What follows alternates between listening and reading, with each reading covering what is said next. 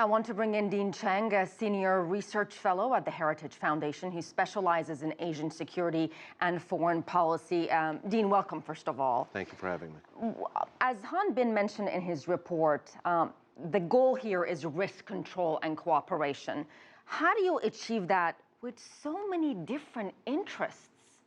Well, I think part of the requirement, the purpose of this conference is, in fact, to allow people to talk to each other, to clarify their claims, to clarify their positions. Free and clear communications, open communications, is an essential part of limiting risk. If you can't even communicate with each other, then in that case, risk is going to pyramid.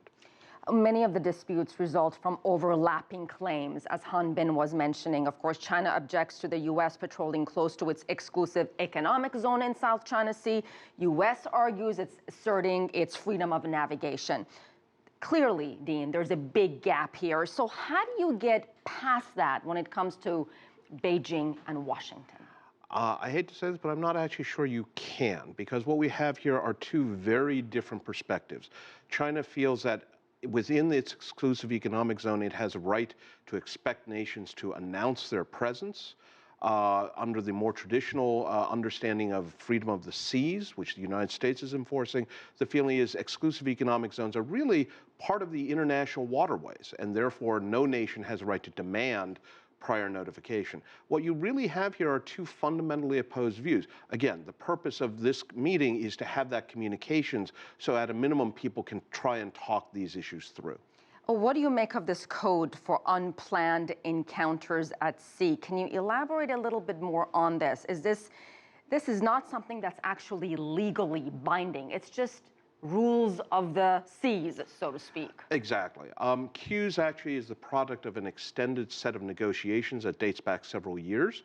And the whole purpose here is so that everyone understands these rules of the road, so that when ships at sea encounter each other, they will understand how you are supposed to act, that you shouldn't just drop anchor in front of somebody else, that there are rules of how to navigate safely, how to maneuver around each other, so that if things do occur, it's not because of an accident, because accidents do happen.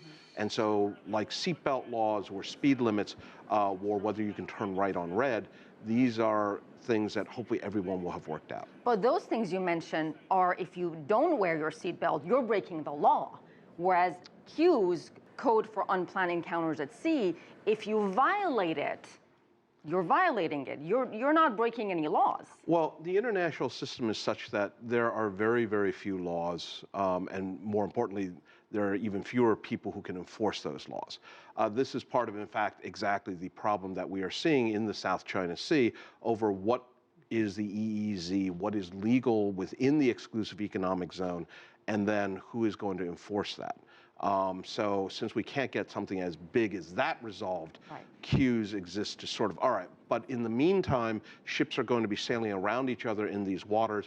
Let's try and minimize the prospect for unplanned accidents. So talk to me about some of the other maritime security issues. Obviously, we talked about what's going on in South China Sea. Terrorist activities, piracy, human and arms trafficking, these are also pretty big issues. Oh, absolutely. I mean, the world's oceans are the highways upon which trade exists. Whether China, the United States, think about how much oil China imports. Much of that oil comes by sea. How does China export all of the products it manufactures? Most of it is by sea. So as a result, you have these very, very lucrative targets if you're a pirate.